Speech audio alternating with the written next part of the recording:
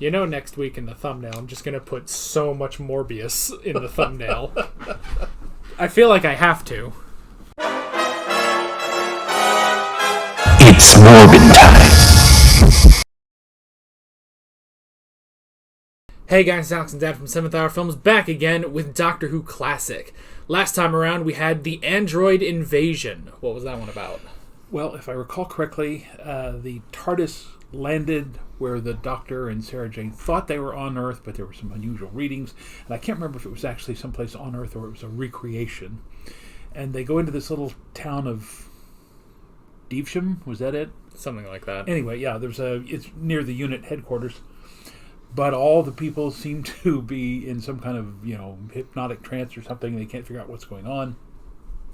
As it turns out, there's this invasive species called the Crawls, who had kind of a cross between the creature from the Black Lagoon and a Triceratops. Interesting makeup, because it did allow, strangely enough, for facial features and expressions.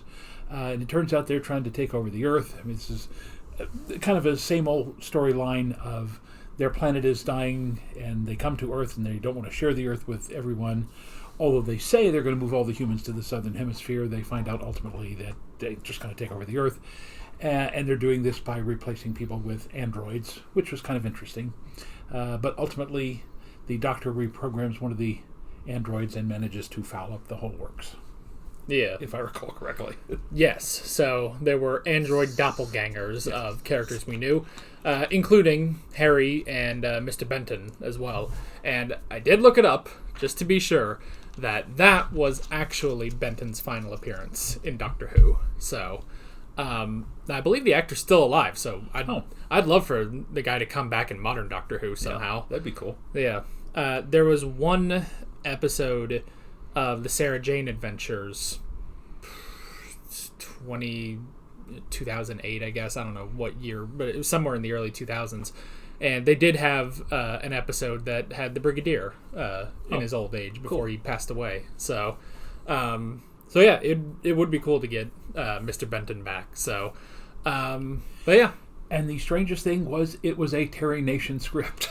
Yeah, it was the only, at least so far as we've seen, the only Terry Nation episode not to have Daleks in it. So, although I thought someone had said that he did early on write something that didn't have the Daleks, but we don't remember what it was. Yeah, I don't remember. So I feel like we would have noticed that, yeah. But yeah. So it was very different. There was not a jungle. And when was the last time you watched a Terry Nation episode and there wasn't a jungle, So, all in all, it was a very good episode. And today, we are moving on to the Brain of Morbius. Ooh. And yes, we are, or at least I, am going to be milking the Morbius jokes dry. So, I've only seen the Morbius film once, and it was so-so.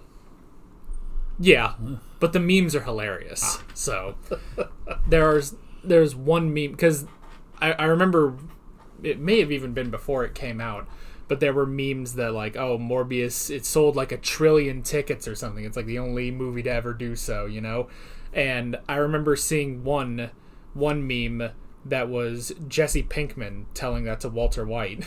And he's like, hey, and Mr. White, Morbius sold like 1 trillion tickets, man. And it's like, Jesse, that's not possible. That's stupid, And that's the extent of the meme. It's stupid, but it's great at the same time.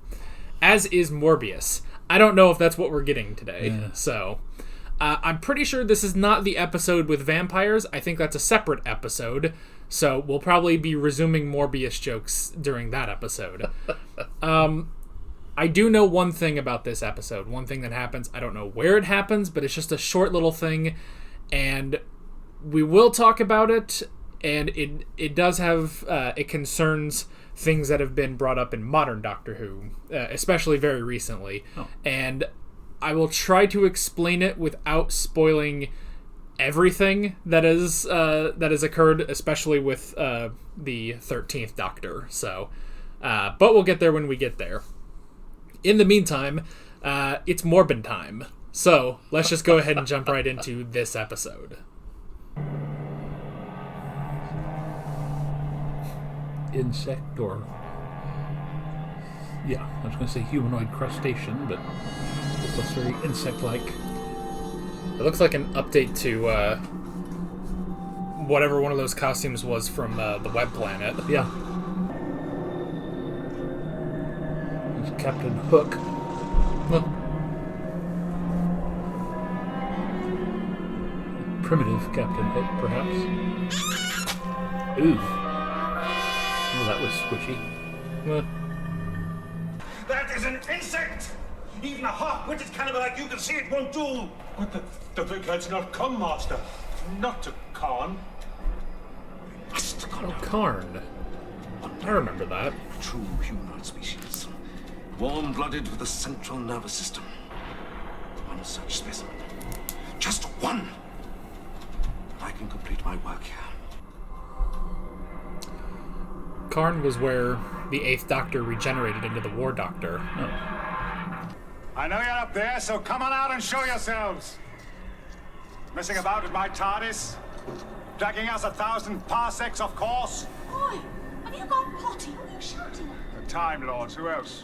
So, There must be about a dozen red spaceships out there. It's like the Sargasso Sea. Fancy. What? It's incredible. That's, why should they all have crashed here? South part of the northern Atlantic, huge grassy area, very similar to the Bermuda Triangle. Just gonna sit here and practice my double loops. Well, please yourself. interestingly, they made that new Yu-Gi-Oh card as well. I thought I recognized the stars. I've been here before. I was born in this part. Were you here? Within a couple of billion miles, yes.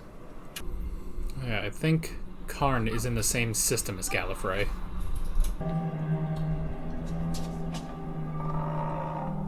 Hunter! Creaking doors.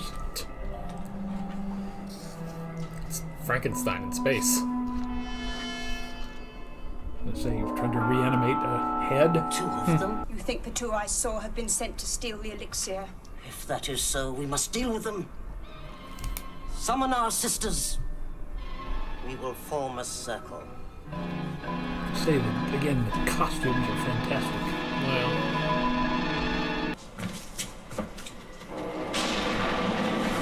Can you spare a glass of water? Can we come in? Hi, my name's Brad Maders. This is my fiancée, Janet Weiss. What a magnificent head. What? Superb head. Well, I'm glad you like it. I have had several. I used to have an old grey model before this. Some people liked it. I did.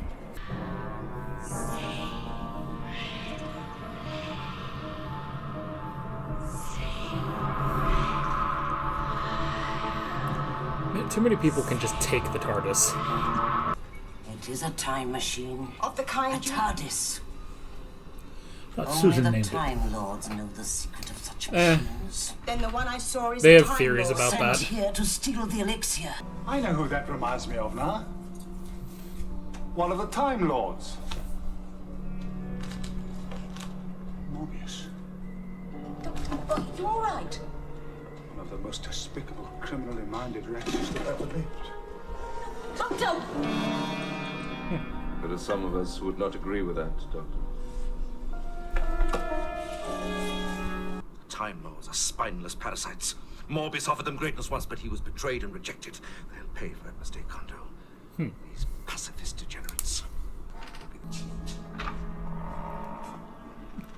Does every door creak? The castle? Don't really have any WD-40 on Karn. Oh,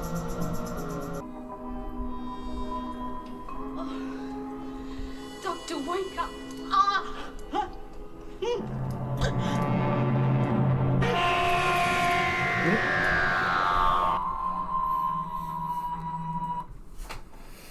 alrighty.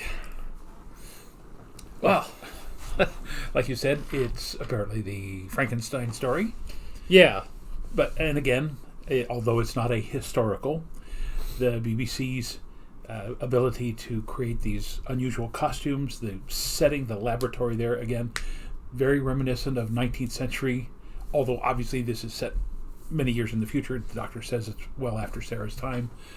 But just that, general air of creepiness about the entire thing it's brilliant. I mean, this is not just years beyond what they did back in the 60s. This is decades, even, way past stuff that they did during Pertwee's era. So either they're getting better with what they have, or they've gotten a huge infusion of money to do this. Yeah.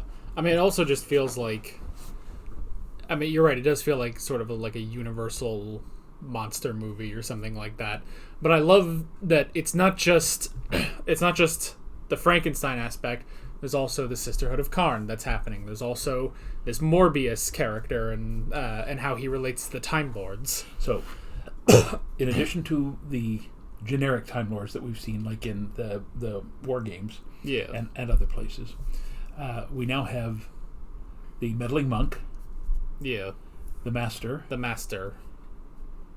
And the guy with the bowler hat who first appeared to, was it Pertwee? Yeah. Yeah.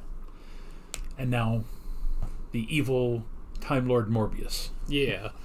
And it's interesting just with everything. I mean, they don't say much about the Sisterhood of Karn in The Night of the Doctor, but from what I remember is that the Doctor saying like, oh yes, the Sisterhood, they're keepers of the flame of eternal boredom or something, and they say, oh, it's eternal life, and he's like, oh well, that's the same thing.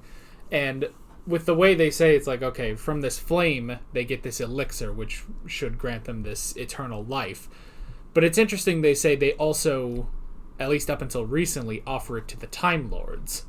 But what do the Time Lords need that for? Unless, because I'm thinking about everything that they'll establish later as canon. Yeah. And especially stuff that they established so later as canon that it was established like last year or something in the latest season. But I'm wondering if what they're trying to set up here is that the elixir provides regeneration as of right now. Yeah. And I guess there is a bit of that in The Night of the Doctor, because they have multiple elixirs basically, and they say, with these you can have a targeted regeneration. You can regenerate into what you want. And the Eighth Doctor takes it and he says, I want to be a warrior, and he forsakes being the Doctor now. So I guess it could just be something like that. Yeah.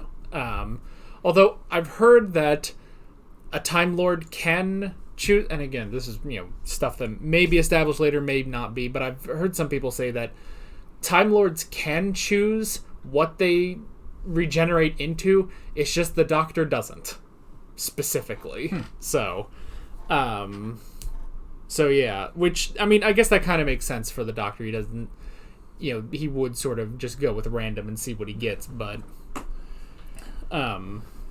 yeah, I'm trying to like contextualize this with everything that comes later, which is not the point. The point is to see what they're going for here. But already it's just an interesting thing, just establishing this group that's at least on par with the Time Lords. Yeah. So, and we also just have, the whole thing of, did the Time Lords specifically bring the Doctor here to steal the Eternal Flame? So that's what the sisters think, but is that actually what they're doing? It seemed like he was brought there to stop the regeneration of Morbius. Yeah. I mean, that's what I'm getting from it. Yeah, that Solon is working to revive Morbius, I guess, a very dangerous criminal. Which we got to write down like how many dangerous Time Lords there were, because there was Omega as well. Omega, and it's not until modern Doctor Who that they reveal Rassilon was also, or at least in modern Doctor Who, Rassilon is a more evil Time Lord. I think there's a whole thing like they revive Rassilon to lead Gallifrey during the Time War, and then at the end of the Time War he tries to escape. This doesn't make sense. He tries to bring Gallifrey out of the Time War to Earth, the entire planet, and it's Timothy Dalton as Rassilon, and that's okay. Yeah, I don't know. It's been many years since I watched that episode, so we'll focus on what is going on in this episode, Morbius. And it's, again, a very intriguing story. Very well written. Yeah. Not too creepy. I mean, it's for us looking at, the wonderful old, Hammer films and the Universal Pictures.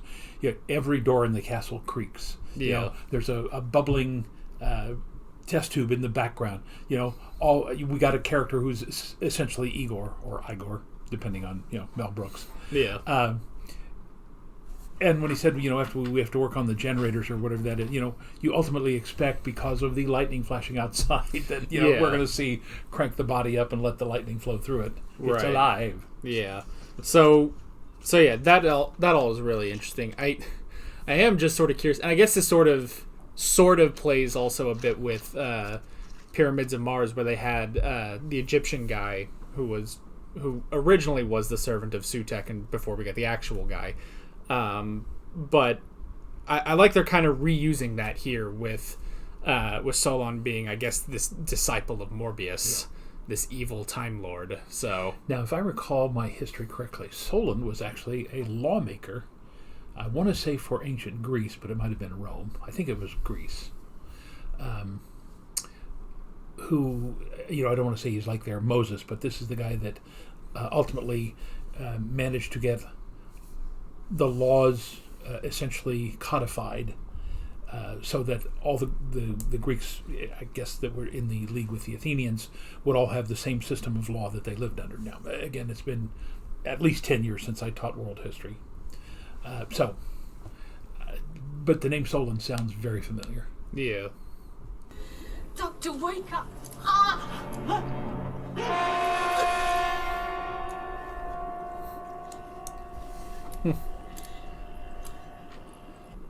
Well, I hope that's not going to be the body of Morbius. Doctor gone? I can see that, you chicken-brained biological disaster. How? Where? He's even got a slight hunchback. That drug. Huh. Did you put it all into the wine? I'm going to start saying that Whole little bottle? in mean And you YouTube must comments. still be unconscious. May your stinking bones rot. I'll see her die, Kondo. I'll see that palsied harridan scream for death before Morbius and I have finished with her. Love the dialogue. No. You feign ignorance, Time Lord. Please, just call me Doctor. I hate all his bowing and scraping. Do you wish to confess Confess. To what? that you were sent here by the High Council of the Time Lords? Well, I have to confess Good. that I don't really know. The calibrators have been on the blink recently. I felt the mind of Morb. Morbius was executed for leading the rebellion. His body was placed in a dispersal chamber and atomized to the 9 corners of the universe. I know that. Morbius is alive. I suppose you think raising these old fears can somehow help you.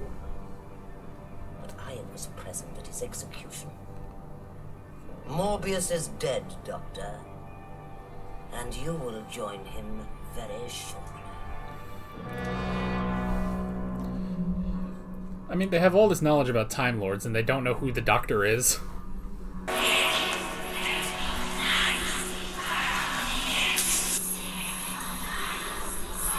The actress playing Marin, that is just a wonderful face.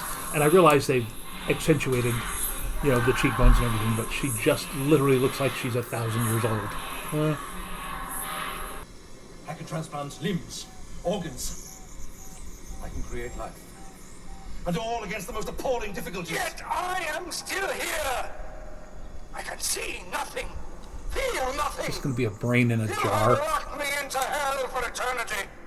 I hope it has like 2 eyes on it. I just want to help. What's wrong? I can't see. Where have you come from? Are you one of the sisterhood? No. Did Marlin send you to destroy me? No, of course not. Yes, he did. Those shield devils want to destroy me. Now, before I have my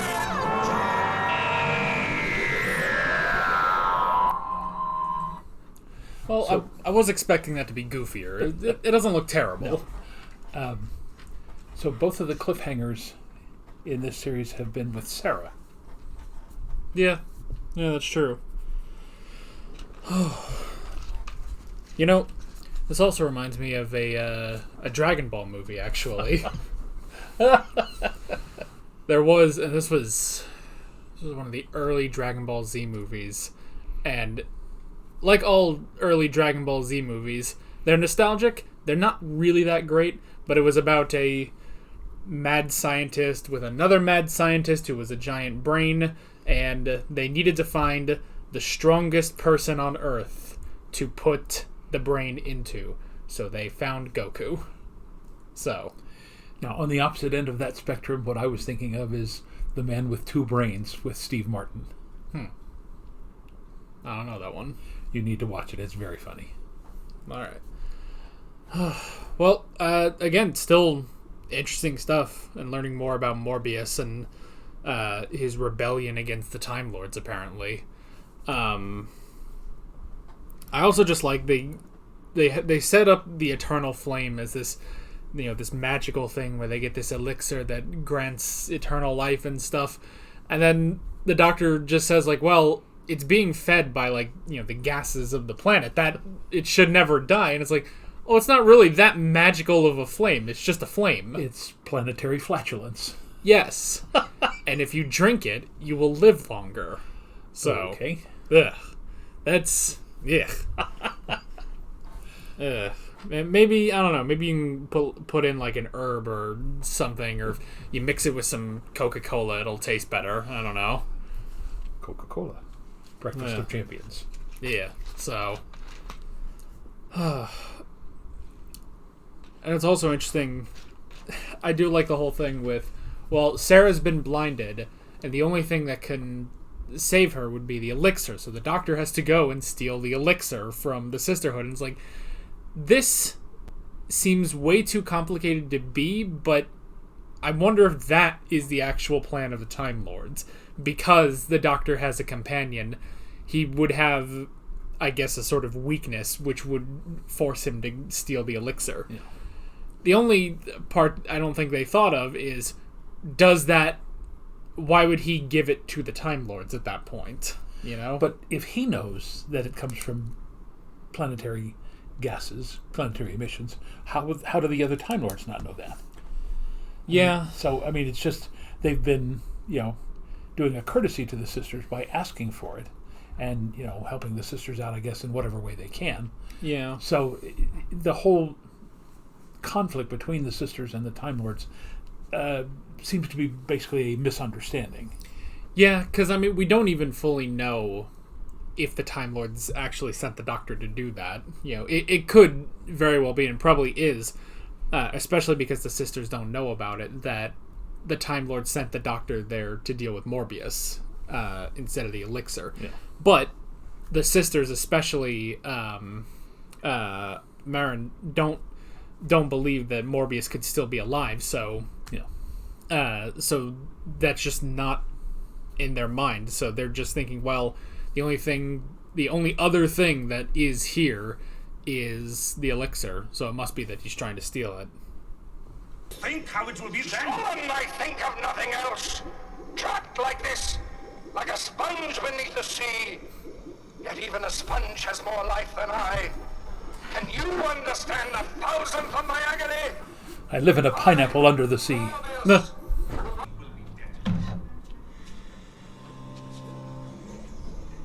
Open this door. You hear me? Open this door. You will die for this. Why would you have a lock on the outside of a door? Well, I mean, in that case. Wonder if they got any of these young actresses back to do the Night of the Doctor. Maybe. Stop! You must not touch! The flame is dead! Now you must die!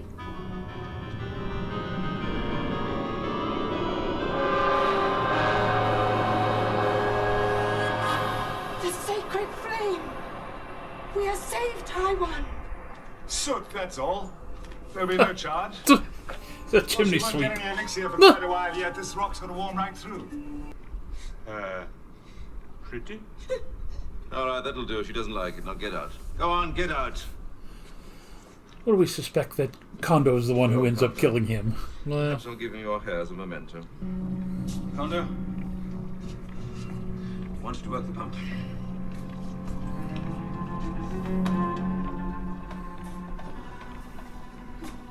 Oops. Oh, it's his arm. You take Kondo's arm? Oh, that's just a gun. It's not even a space gun. Blasted guts and blood. Oh no! Ugh. Morbius. Ugh. Intellect there has never been. Destroyed by a mindless brute. What happened? Sir, Spilled all the green Kool-Aid. What happened? More like Jello. Ugh.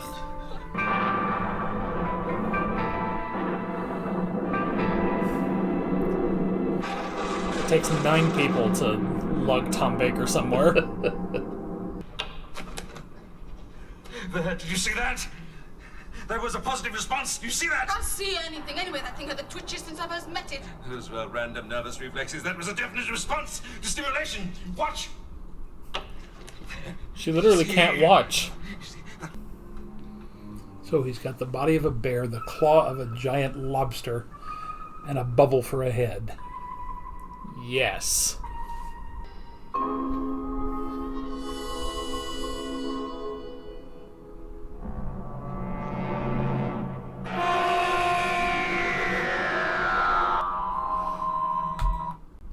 Well, it's not the greatest looking thing we've ever seen, but that's alright.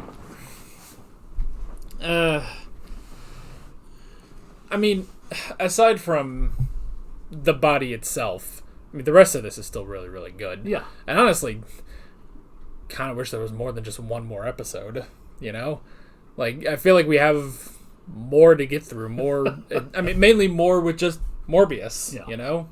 Because he hasn't really done too much until now, so... But it makes you wonder if they're going to go with the movie version of Frankenstein's monster who was not intelligent, or the novel where he was intelligent, he could talk, he could think, he could rationalize. So, I mean, they're setting up to be, you know, the mindless monster. But it will be interesting if we can hear him talk and strategize and do all the other stuff. Yeah, so wonder if his brain will still glow when he talks. So I also just love that, because it's not only that it's like, oh, well, there's a scientific explanation of what's wrong with the fire and everything. It's literally just that they had never cleaned the chimney all that time. That's it.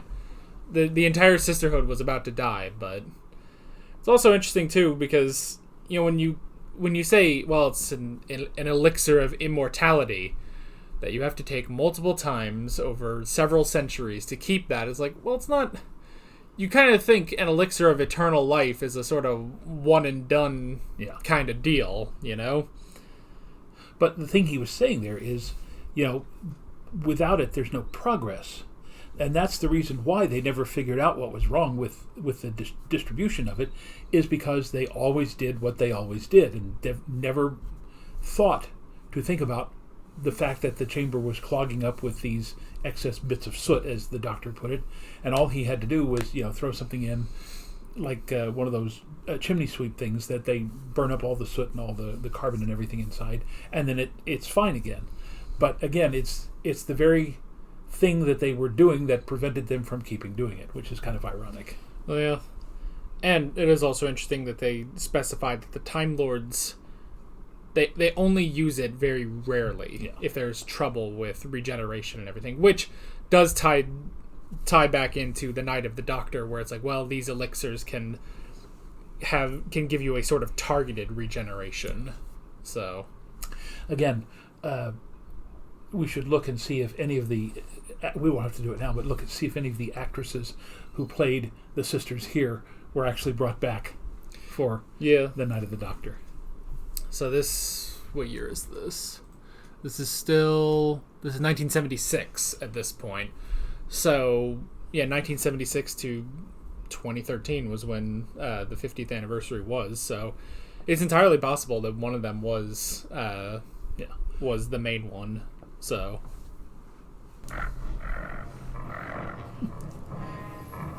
Davy Jones. Huh. That's just like the Frankenstein film. He's afraid of fire. I mean, it's a perfectly valid thing to be afraid of.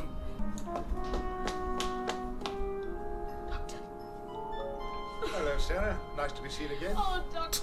You thought I was dead, did you? You're always making that mistake. Don't you recognize me? I made you!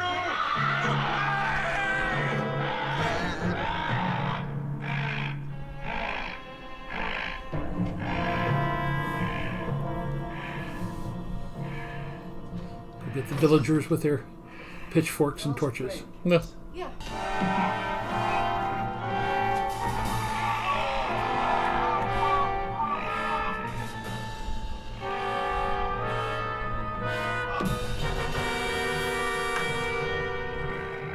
Well, I mean, he did pretty well for having, 6 bullets in his stomach.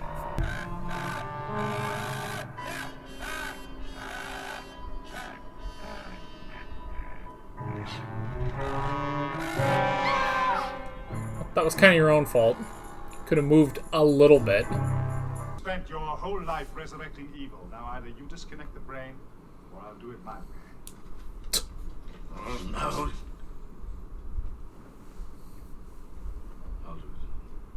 5 minutes, Solon. I'll be back to count the pieces. Is that a good idea? Was he really that dangerous? Oh, Morbius? Uh-huh. There was a civilization here once, now look at it. There are other planets like it, all destroyed by Morbius, nothing but ashes. I should have stayed with him. I mean, yeah. Sonic screwdriver. It's in the TARDIS. Oh. Since when?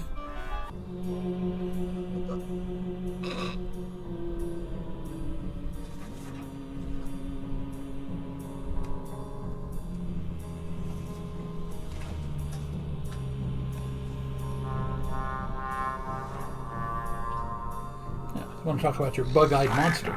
No. All they need is pitchforks. No. Yeah. When it is learned that I, Morbius, have returned from the grave, my followers will rise in their millions. You really can't go on calling yourself Morbius. There's very little of Morbius left. Why don't you think of another name? Potpourri would be appropriate. Well, how about Chop Suey? Chop Suey, the Galactic Emperor. You will be the first to die. If that is how you want to die, I accept your challenge. There's a sporting gentleman.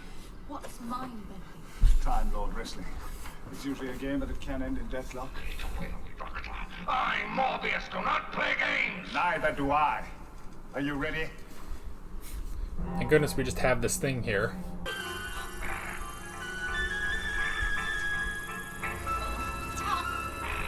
There's number 3. There's number 2. There's number 1. There's number 0. There's number -1. There's number -2. -3. -4. -5. -6. -7.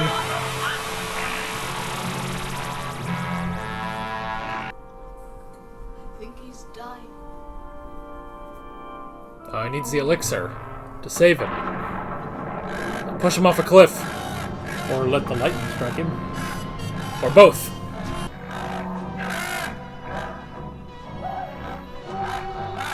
Oop. Ooh. That's a Lord dies. Now go confirm that he's dead. But High One, your own need. Here, take it. Perhaps the doctor was right. There should be an end.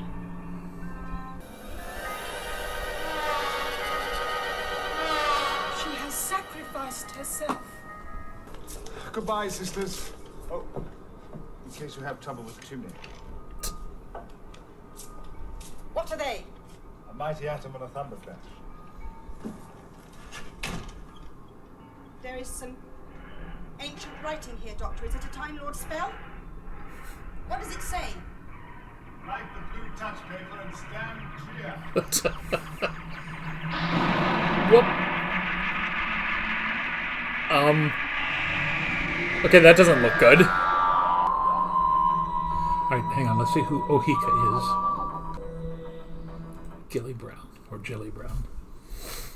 Alrighty. Well, here, I'll look that up. You start talking about the episode.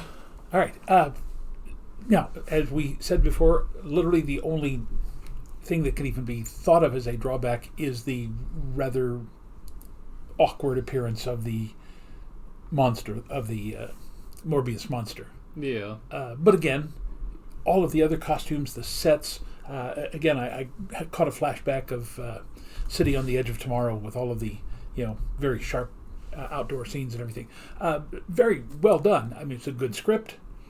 Obviously, it's their take on the Frankenstein story, but updated it. Lots of humor thrown in at just the right moments. So overall, I truly enjoyed it. Yeah.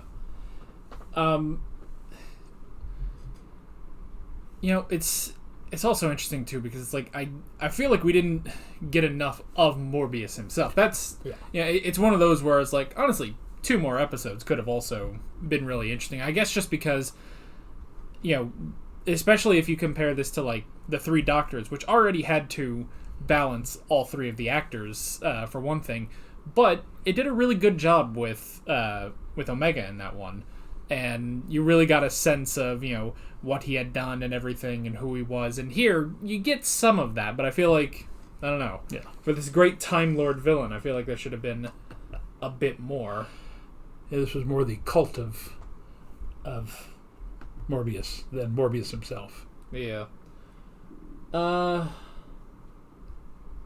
No. Doesn't look like she came back at all, so. Well, let's forward through and see if any of the other... Is there no page? Apparently, I can't find a page on the main sister from The Night of the Doctor, unfortunately. So... Oh, well. Oh, well. Well, it was worth a shot. Yeah. All right. But, again, the young... Now, here's the thing. The young actress playing Ohika. One of the things, I don't know if you noticed this, but her response, whenever she would talk, she would do this. And she would keep her eyes wide open. It was a very unsettling stare. And she'd go back to talk, but every time that she would stop and then look at the leader, Marin, she would open her eyes very wide. And that's just a very spooky nice little touch that she didn't have to do because she already had the makeup and the costume and everything. So, again, I can't remember who the director was for this one, but did very well with the material. First of all, it was good material, but secondly, the direction was on point as far as I'm concerned. Yeah. To jump into those, Karn, I mean, very, very interesting planet, especially because we haven't had too many stories on Gallifrey. In fact, I guess we've only really been to Gallifrey in the War Games during the Second Doctor's trial. I don't think we've ever been to Gallifrey after that. Well, in the 3 Doctors, weren't they? Didn't we see some scenes where they were trying to get the 3 Doctors together? Yeah, I guess there were a couple. Okay. But yeah, I think that's pretty much the only 2. Yeah. So it's interesting establishing... I mean, they don't fully say it, but just establishing Karn because it is in the same sort of system as Gallifrey, which is really interesting. And then, the elixir. The elixir, which is only occasionally used by the Time Lords, which it is one of those things because it's like, well, the Time Lords, they don't really interfere. They have all this stuff. But the more you kind of go through, you kind of think like, well, this kind of sounds like something the Time Lords would abuse, but they don't. But to their credit, they do have the regenerations. So, and I don't know at what point do they establish the 12 regeneration limit, but, you would almost think like that would maybe be part of it, or even like just now at this point in talking about regenerations and stuff, because they only really established it with the end of the third Doctor. You would almost think they were trying to establish this as, well, this is how the Time Lords get that power. Yeah. It's not. It's not how they get that power, as explained 60 years later. And that's a whole thing. I mean, we can kind of jump into this, because I thought this was going to be a bigger part of the episode, but it was just a minor thing in the Time Lord mind wrestling that the Doctor and Morbius did. Obviously, they show a lot more people than the previous three that we know, and originally I'm pretty sure it was just to hint that, well, there were other incarnations of the Doctor before the first one, but later on they pretty much, this story got retconned into, well, no, that's just not a thing, is that no, the first Doctor was the first Doctor. The following contains spoilers for modern Doctor Who Series 12. If you don't want to be spoiled, then skip ahead to the time displayed on screen. Until that, spoiler alert, was retconned again in well, I guess not the most recent, but one of the most recent seasons of Doctor Who. They've basically retconned that this makes no sense. That the Doctor is what is known as the Timeless Child. And if anyone is concerned about me spoiling this for him, A, he's not going to remember, and B, I'm not going to explain everything, but it's going to be several years before we get there, so I will definitely not remember. Yeah, and I don't remember sometimes what happened what we watched the week before, so we're good. Yeah, that happens to both of us, but basically it was a whole thing that a person found this child who had come from another dimension. One day, this child fell off a cliff. It happens, they were playing, I don't know. And this child regenerated. Their foster mother saw this regeneration, then did countless studies into how the child regenerates, thus forming the Time Lords, presumably with Rassilon and Omega. She provided the power of regeneration, but limited the Time Lords to 12. The child, known as the Timeless Child, has unlimited regenerations, and worked for this organization called the Division, which is basically if the Time Lords actually said that they interfered with stuff and didn't just sneak around like they do now. And the Timeless Child worked for the Division for like 1,000,000 years until eventually they retired, regenerated into a proper Time Lord, and became the first Doctor. That is the story. About half of the fandom likes it, about half of the fandom hates it. I don't know why we did it, but here we are. But that's the story, and basically it makes that canon. That, yes, the Doctor, presumably, you see Tom Baker, you see John Pertwee, Patrick Troughton, and William Hartnell, and then all the other dudes before that are presumably now retconned into being different incarnations of the Timeless Child. So, and I am sure that everything with the Timeless Child is going to be completely abandoned by Russell T Davies now that he's taking over, because it honestly has nothing to do with anything. So, well, and also just the fact that the Doctor doesn't remember any of this, obviously. The Doctor just thinks they are the Doctor, so it really has nothing to do with anything. So I'm one of the rare Doctor Who fans who I'm indifferent towards it. So, but anyway, they basically just fully fixed what they showed here in the Brain of Morbius.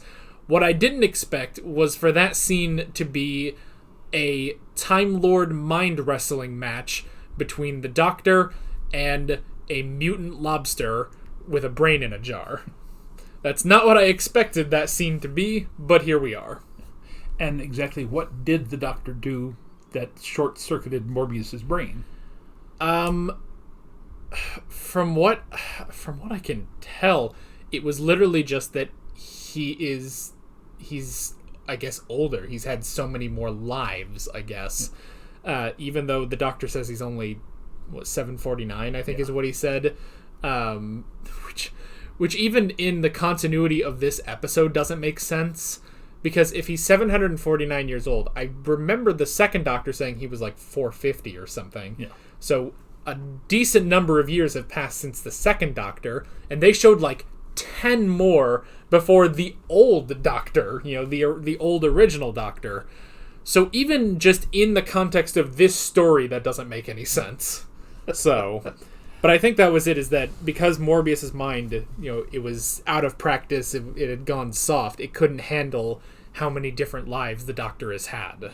So yeah, I don't know.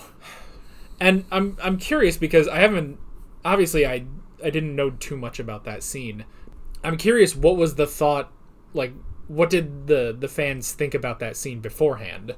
I don't know, just the idea of multiple Doctors beforehand, and that's what lets him defeat Morbius. I don't know. It's kind of a weird thing, but it's alright. It works out. Anywho, the rest of the episode. And again, it's interesting. It's one of those things. I wish there had been a bit more of Morbius himself, and obviously I would have preferred an actual more humanoid body, but still, it was interesting. It almost makes me wonder if they were setting this up to bring him back, because with Omega, like, you could bring Omega back, but at the same time, his story does work really well, just leaving him in the Three Doctors episode. And Rassilon, they bring him back a couple times in modern Doctor Who with multiple actors, and so it's interesting that, honestly, you could bring back Morbius at some point. Like, he could work, especially with this, like, because he's different too from Rassilon or Omega. Like, they were, the founders of Time Lord Society and everything.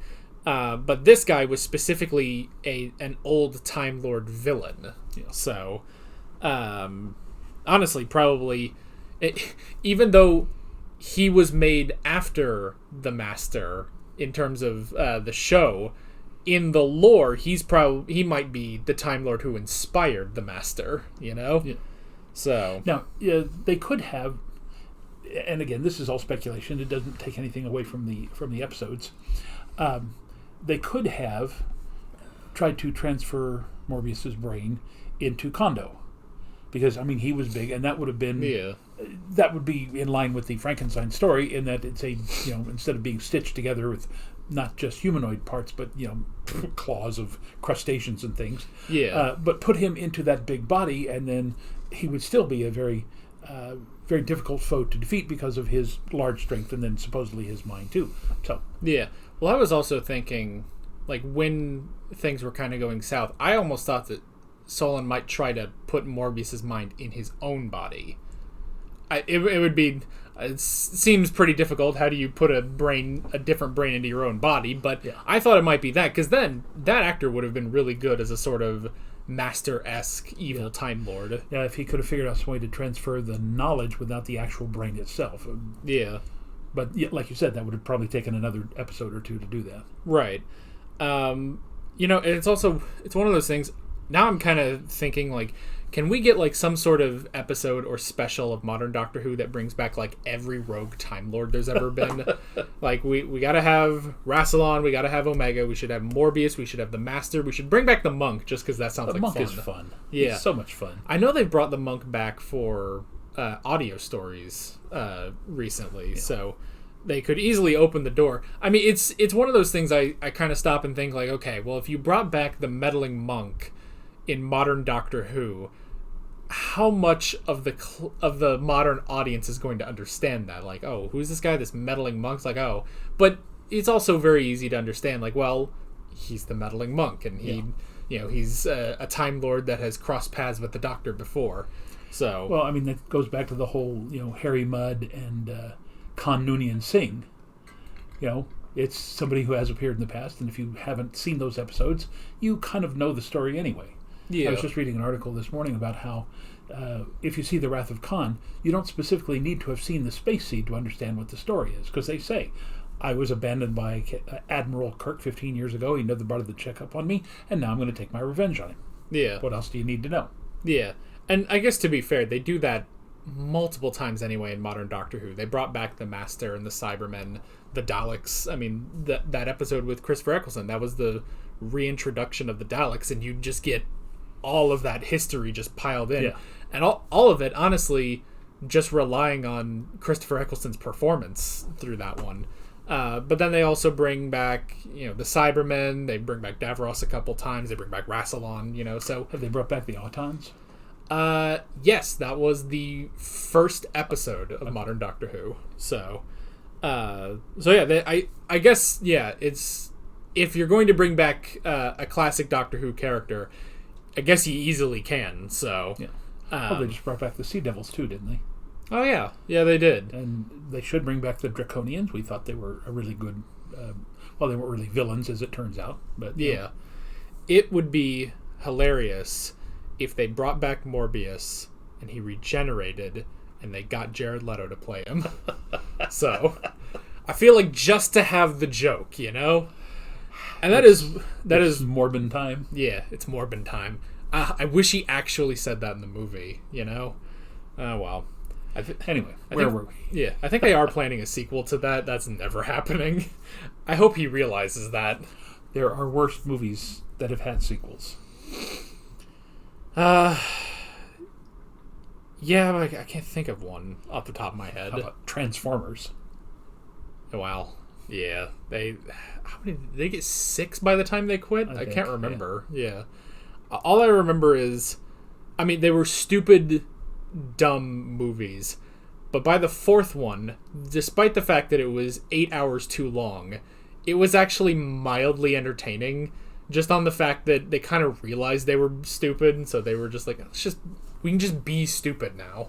So, anyhow. But we have the backstory, little backstory, but still backstory of Morbius, that he was a criminal who led a rebellion. We don't really know what he did. He was just sort of a dictator who, I guess, rebelled against the Time Lords. I guess it honestly just sounds like what the Master always says he's going to achieve, but never does because he's stopped by the Doctor. So, and it's interesting they say that, when Morbius was executed, Solon was on Karn already, so that's how he managed to save Morbius. So I'm curious, this only happened, very recently then. But it's something that I guess the Doctor was not a part of, specifically. So, but yeah, again, I'd love to have more of Morbius in the future. So, we had everything with the Eternal Flame and the natural phenomenon that it actually was, which I guess so the elixir is literally just like candle wax, basically. Just that's a distillation of whatever that comes from the planet's interior. Boy, it must be scalding hot when you drink it then.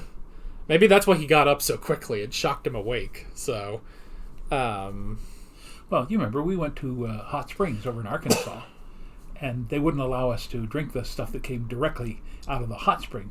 It was 140-something degrees. Remember, was it your brother that stuck his toe into the water and said that, that was really hot?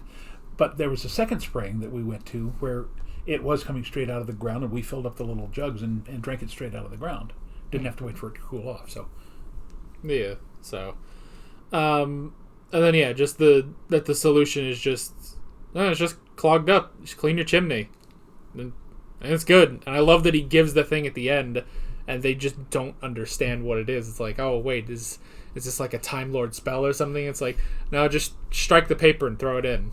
That's all it is, So that was fun. That should have gotten a great chuckle from the British audience who was watching it. Yeah. Let's see. We had Sarah being blind for a little while, which was interesting, but the more I think about it, I'm curious, what was the point of that? I mean, I don't know. It was interesting, But then when they say it's like, well, the elixir, you don't need the elixir for that. It will wear off over time. I don't know. I guess it did sort of. I guess it got the Doctor to go back to Solon. Yeah. So I guess that's it.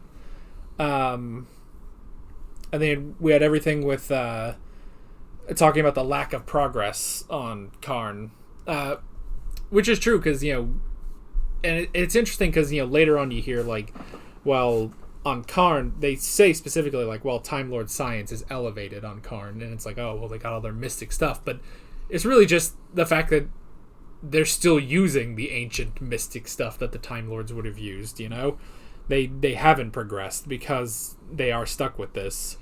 Well, I mean, that goes back to kind of a world history point that we now know in the 20th century and even in the late 19th century that some of the drugs that we use today to alleviate symptoms of certain diseases and conditions are things that have been around for thousands of years. The Egyptians used them, Mesopotamians used them, the Chinese especially used them, and the people of the Indian subcontinent. Native Americans, who developed completely separate from what we think of as the old world. All of these things have now been made into modern medicines, but they still exist in their original form. There's something that Native Americans use called willow bark tea. They literally boiled willow bark and drank the results. It turns out that the willow bark contains salicylic acid, which is the primary ingredient in aspirin, so it is a pain reliever. So that's basically all they're doing here. What they have done here on Karn is being used by people in the future who could probably recreate it on their own, but why should they? Because they've got the original. Yeah, that's true. Yeah, that's why the Time Lords, they don't recreate that. They just keep up their good relations with the Sisterhood. So yeah, and they don't want anybody else to understand how it works either. Yeah, which, that was the thing, was only the Time Lords knew about the elixir until Morbius started his rebellion. So yeah, let's see. And then we got the new body of Morbius, which was alright. I'm sure it was difficult for whoever was inside of the body, whatever stuntman was in there. But that was interesting. I also like the twist. I didn't even think about that he took Kondo's hand. Only Kondo's hand. Like, that's the only normal thing in that. It was going to be his hand and the Doctor's head. Like, that was just going to be a very strange body, Abnormal. Yeah, so. But that was interesting, and then the whole thing with the Doctor, like, oh, well, Solon, you need to destroy the body, and I'm going to go away for 5 minutes, and I'm just going to trust that you're going to completely abandon your life's work and destroy the body. And it's like, come on, man. Like, you gotta know. But they figured it out, and they got the cyanide to work. The cyanide that, I guess that means then the Doctor killed Solon specifically. So, but I guess it's in the face of Morbius, and what a face it is, you gotta do it. And then we got the mind game, which ultimately beat Morbius, and then they chucked him off a cliff. So it made him a really good body. Not one impervious to falling off cliffs, though. And so it wasn't just a cliff. I mean, that was obviously, hundreds and hundreds of feet. Yeah. But, if I were them, I'd still go down to the bottom and burn the body. Yeah, go make sure he is dead. I have watched too many shows and too many anime. Go confirm that he is dead, So, but for the time being, it seems that he is dead. And honestly, we don't know if he ever... I don't know if he ever does come back, Yeah. So, but it'd be interesting. It might actually also be interesting to have...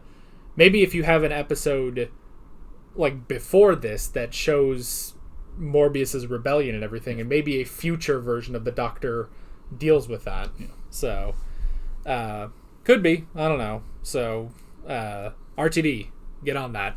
I hope that everybody has a long list of ideas of Doctor Who episodes that we've said over the course of 150 plus videos.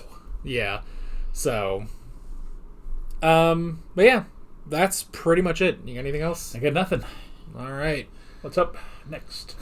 Next week, the final story of Season 13 is The Seeds of Doom.